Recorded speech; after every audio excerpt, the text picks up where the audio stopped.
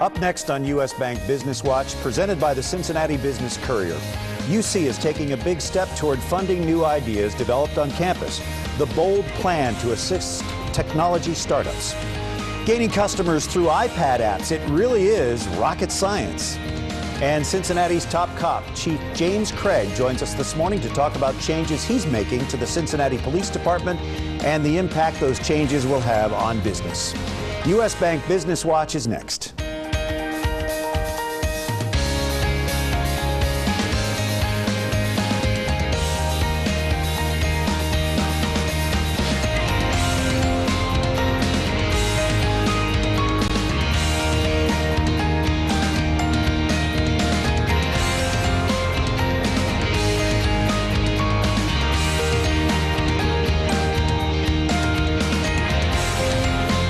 Good morning. Welcome to U.S. Bank Business Watch. I'm Brian Patrick.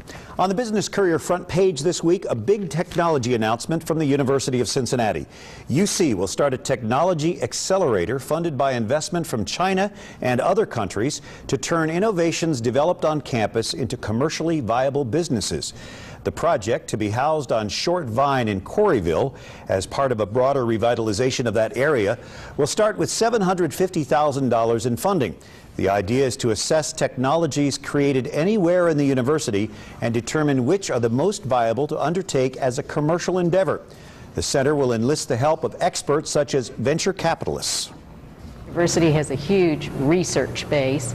We are developing a lot of novel technologies, but they're often very early stage, and we have to find some ways to add to the commercial potential to those technologies in order to move them out of the university. Until now, UC has not had a systematic way to identify and nurture technologies that it develops.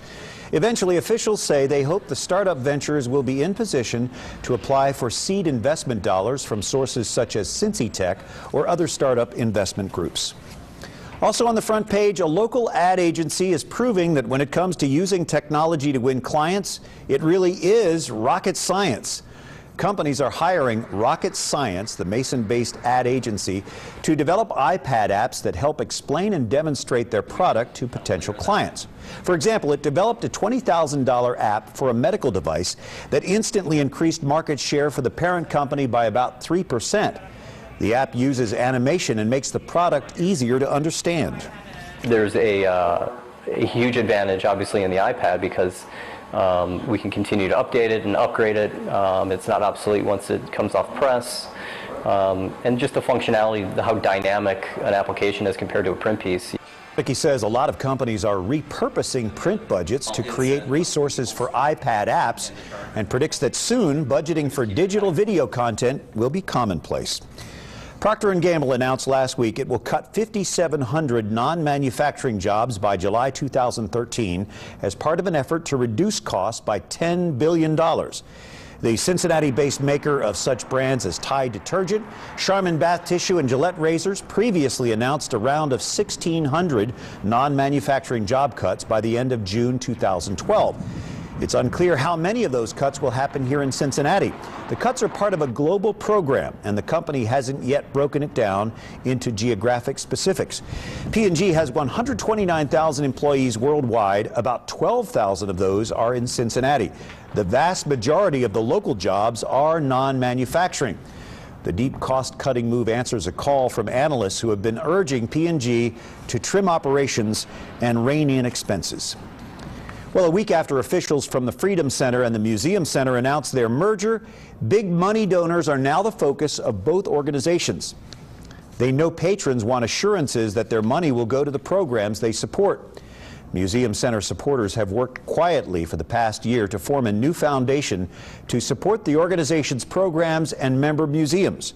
For both institutions, the foundation offers a new vehicle to raise and manage as much as $50 million in additional endowment funds to help ensure their financial health and long-term survival. Keeping donors and customers happy is essential in all businesses. Starting in October, high patient satisfaction scores will mean much more than just bragging rights for Cincinnati hospitals. Under a new federal program, a chunk of hospitals' Medicare payments will depend on the showing the government rather, they're making patients not just well, but also happy. Medicare is a big deal for the Tri-State's health institutions, paying for about 40% of inpatient days. That's why local hospitals like Mercy Hospital Fairfield are working to raise their scores. They're trying to do this through clear communications, detailed discharge instructions, and extra attention to providing clean, quiet rooms. We have finance, strategy, and quality sitting at the same table talking about this. We do not allow our budget to drive our quality. We allow our quality to drive our budget. Some factors ranging from the age of the hospital facilities to the taste of cafeteria food are admittedly harder to influence. Currently, the Christ Hospital is the top scorer among local institutions with a rating of 9 out of 10. Scores are available publicly at the U.S. Department of Health and Human Services website. That's hospitalcompare.hhs.gov. Cincinnati's largest and oldest orthopedic medicine group has a new leader with a familiar name. Dr. Robert Height says he never saw himself following in the footsteps of his father, even though they both pursued careers in orthopedic medicine. Dr. Height Sr. died last year, and now Dr. Height Jr. is taking over as CEO and board president of Wellington Orthopedic and Sports Medicine, the practice his father founded in 1967. The younger Dr. Height was team physician for the Cincinnati Bengals for 27 years. He takes over during a time of uncertainty in health care with an eye on where Wellington is going in the future. Add things such as our after-hours clinics, where we are now making available for people who are working hard opportunities to come in without going to emergency rooms, to come in to see orthopedic representatives up till 9 o'clock at night and on Saturday mornings. Wellington is a 26-physician group with 7 area locations. When James Craig became the Cincinnati Police Department's 13th chief last August, his very appointment signaled change. He is the first chief from outside the department in its 154-year history, also the first African-American to hold that job.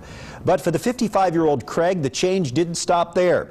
Last month, he announced the department would undergo a major reorganization after an outside audit found the department had weak record keeping, was too top-heavy, and that managers ran the department by, quote, fear and intimidation. Craig's role is critical for local business. Without a safe, vibrant city, it's hard to attract and keep companies and investment. Business Courier reporter Lucy May has an in-depth interview with Chief Craig in this week's edition of the Business Courier. We're happy to have both Lucy and Chief Craig with us this morning. Lucy? Thanks, Brian. Chief Craig, thanks so much for being here today. Thank you. You're welcome. Thank you. I was hoping you could talk to us a little bit about the organizational change in the department. I know you're studying organizational change as part of your graduate work at the University of Phoenix. Could you tell us a little bit about how those studies and your knowledge are influencing what you're doing in the department? Very key. I have the good fortune, ironically, selected as a police chief while completing a doctorate studies. Mm-hmm. And it's just ironic that my focus is on organizational leadership with the emphasis on change. Mm-hmm. And change is very intriguing, especially when you talk about the police culture. Police culture is really no different than any other culture when you look at private sector, public sector entities. But I am just so excited about embarking in this area, an area that's not really been explored. So it's a journey for me. Mm-hmm. I started that journey in Portland, Maine, a place that had a culture that had been in place for many years. And we started doing a lot of different things, but the real key is the support, internal and external support. And in the short time I was in Portland, Maine, we did some wonderful things. And so here in Cincinnati, as it was pointed out, we did a top-to-bottom audit, looked at every aspect of the operation. There were things that I saw when I got here. And clearly, someone from the outside with an outside lens looking in and saying, there's something not bad, but something we can do very differently. Mm-hmm. And so it's been an exciting journey so far, now 6 months into it. Right. So how do you think, how will that change be? Will it be harder to implement, easier to implement than it would, say, in a typical private business, a private corporation? Just looking at policing, I've seen change enacted in my former life in the LAPD, and certainly that was a time where an outside police chief was hired, the first one. But what was unique about him coming into the organization, he didn't have support of rank and file. The organization really wasn't ready for change. Externally, the external stakeholders, the community, the elected official, businesses were all ripe and ready for change. Here in Cincinnati, the good news was that the rank and file was ready for change. The union was highly supportive of change. The community was embracing change. And so it was a recipe for success. And so that's the real difference. But when you look at change, when you look at private sector companies, it's not unusual to hire someone from outside the organization. When you look at what's going on at UC, when you look at what's going on at UC Hospital, an outsider, someone who didn't come up through the ranks of the hospital, who is now leading that hospital and taking a good organization and moving it to greatness. I absolutely see the same thing happening here in the Cincinnati Police Department. Well, Chief, thank you so much. We wish you the best of luck. We'll look forward to following you on your journey. Thank you. Thanks. Back to you, Brian. All right, thank you, Lucy and Chief Craig, and we'll read that article in this week's Business Courier. Should be very interesting. Up next on U.S. Bank Business Watch, buying Reds tickets is about to get a lot more convenient. And possible funding for a much-needed, long-awaited project. Also, our partnership with the Health Foundation of Greater Cincinnati continues this morning with this question for Health Foundation's Katie Keller this morning. Kate, as they prepare for the Affordable Health Care Act, what resources are available to help small businesses start a wellness program for their employees? Small businesses can get an annual tax credit of up to 35% if they meet the following criteria. They have 25 or fewer full-time equivalent employees. They have annual salaries of $50,000 or less and pay for at least 50% of their employers' health insurance premiums. You can find more information about this or ask us questions how healthcare reform will affect your business at reform.healthfoundation.org.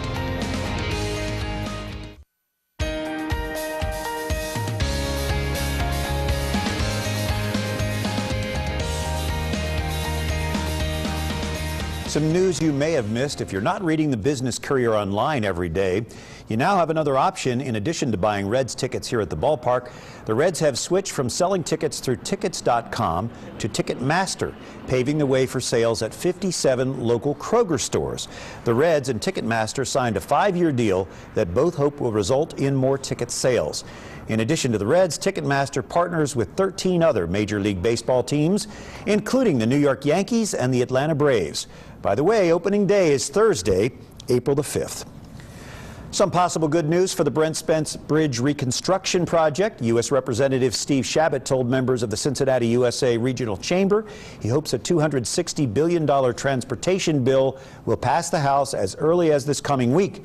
Chabot says he is cautiously optimistic that the bill will include an amendment to carve out a portion of spending for the projects of national significance like the Brent Spence project. Now, it wouldn't fund the entire $2.4 billion project, but it could fund a significant chunk of it. Well, it's official. Christ Hospital will start construction in June on a $265 million expansion and improvement project at its main campus here in Mount Auburn. The Business Courier broke the news about the proposed project in June 2010. The development will include a facility dedicated to orthopedic and spine care, 60 private inpatient rooms, and 10 operating rooms, as well as an underground parking garage. The 8-story center is expected to be completed in the spring of 2015. Baba Boudin's Bearcat Cafe has reopened after a driver smashed into the front of the restaurant on West McMillan in Clifton Heights earlier this week. Police say the driver fell asleep before the crash. Luckily, nobody was hurt. You might remember this is also the restaurant that's in an ongoing trademark dispute. The University of Cincinnati filed that case in March 2011, alleging the owner is infringing on its Bearcat trademark. This is the time of year when high school seniors are waiting to hear if they'll be admitted to UC and other colleges throughout the country. Finding the funds to pay for that higher education has hopefully started long before the decision about what college to attend is made. In this morning's U.S. Bank Economic 360, U.S. Bank investment analyst Jim Russell is joined by Senior Portfolio Manager Mindy McLaughlin with some advice on saving for college. Jim? Thank you, Brian, and good morning, everybody. I'm here with Mindy this morning. Thank you for joining us. My pleasure. Good morning. You know, I think everybody's aware just how important a college education is in this skills-driven economy these days, but it comes with an awfully big price tag. Can you tell us a little bit about the kind of cost that somebody would be looking at for this year's college experience? Sure. It is very expensive. We have a graphic, as a matter of fact, that we can put up to show you that. Last year, the average public tuition was $12,000 $16,000 a year, and if your child goes to an out-of-state school, that number is going to be 2 to 3 times the tuition. Big. Private schools are running at about $37,000 a year, all in tuition and room and board. But remember, if your child wants to study abroad or needs a special laptop, that might be an extra $3,000 to $5,000. And these costs have been rising 6 to 8% per year. And last time I checked, wage increases weren't keeping up with that. You got that right. So what tools, what savings options are available for a student or a family to tackle such a large financial commitment? Sure. One of the best savings vehicles out there, I think, today are the state-sponsored 529 plans. These are tax-advantaged accounts, which means that the investments grow tax-free, and as long as the funds are used for higher education, you never have to pay the tax. Right. A lot of these plans have some wonderful investment vehicles and investment funds to choose from. A popular one that we see is an age-based option, and basically as your child gets closer to going to school, those become more conservative. And so those types of funds work very well. Many states, such as Ohio and Indiana, also offer a tax break if you fund those types of plans. And grandparents, rich uncles can help fund those things as well. So it's a great savings vehicle. Student loans are in the news right now. Do student loans maybe play a role in this funding gap? Absolutely. Student loans have become the preferred vehicle of choice, I think, for making this happen. Last year, student loan debt topped $1 trillion. The average college grad is coming out of school right now with about $25,000 in loans, so this is very expensive. I'll say. There are a lot of different ways to get these loans. There are federal loans as well as private loans to parents and students. A lot of people will also use home equity loans to pay for this. Unfortunately, I have seen some people liquidate retirement accounts and pay a lot of penalties, which is probably the least advisable way of doing this. And remember, student loans are not discharged in bankruptcy, so they're going to stick with you, so you really need to be careful what you're getting into. So are there any websites that we could turn to for some really comprehensive information on this important topic? Absolutely. We have a graphic that will show this, and to wrap it up, we're seeing a lot of kids use different ways to cut costs, whether that's getting some credit while in high school via AP courses and so forth, as well as going to junior college perhaps for prerequisites and so forth. So, the collegeboard.com is a great site for some comprehensive information, as well as the various state 529 plans. So, really, in summary, I would say start early, right when the kid's born, save as much as you can, plan, and good luck with that. Mandy, thanks for your time and My expertise pleasure. this morning. Thanks for having me. Great. Brian, back to you. All right, Jim, Mandy, thank you, and thanks, Mindy, for mentioning grandparents and rich uncles. I am a grandparent. I'll leave it at that. Still to come on U.S. Bank Business Watch, why using your credit card could help support a local charity dedicated to ending pediatric brain cancer. Stay with us.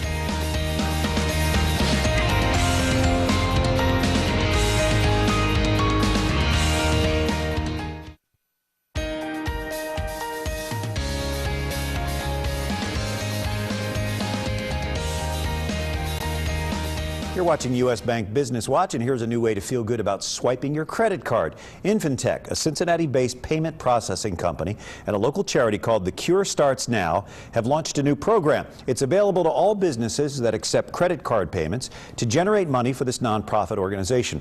The program is called Secure Payments. Companies that sign up for the program can save up to 40% on payment processing, and Infintech will donate 25% of the net processing revenue from the program to The Cure Starts Now, which is dedicated to funding research and finding a cure for pediatric brain cancer. In this week's Business Insight, how and why this nonprofit and for-profit teamed up. Joining Business Courier publisher Jamie Smith is Keith Deserick, co-founder of The Cure Starts Now, and Ryan Reibolt, president of Infintech. Jamie? Thanks, Brian. Thanks for being here today, guys. Oh, no problem. Keith, can we start out just tell me how you and Brooke started the foundation? Well, it actually didn't really start because we started it. It started in the community here of Cincinnati. They got together after our daughter was diagnosed with cancer and decided to raise funds with the idea of funding cures for pediatric brain cancer, but also the home run cure for all cancers. That's great. So, and Ryan, just tell me how it's going with the partnership between the Cure and Infintech. It's exciting. We're really passionate about what Keith and Brooke have created. And, you know, versus just writing a check to a charity, we try to forge a creative partnership where we can allow businesses to participate, and we donate a quarter of all of our revenue to support this home run cure for finding the cure to cancer. So we're excited about the partnership, and it's taking off. You know, a lot of businesses are showing interest in signing up. Well, that's great. Kind of, I guess, the celebration aspect is this coming Saturday. Tell me a little bit about the gala. Oh, exactly. I mean, a perfect example of, you know, this type of partnership like what Infintech is doing with us is represented in our gala. We have over 40 businesses that have all come together and decided to put on this giant benefit. And last year, I believe it was about the third largest gala in the city of Cincinnati, but it's all designed around funding research. And this is how many years for the gala? I think this is number 5. We call it a once-in-a-lifetime gala, but I think we may need to change the name because it's 5 times in a life. But it's a great event. It's down at Duke Energy Center this upcoming Saturday, and we expect about 900 or more people. Great. Well, we have a graphic for the screen. It's on the screen now. You can go to the website and see, but it is at Duke Energy Center, 5:30 to 11. It's a great event, I'm sure, and I'm sure there'll be a lot of partners there.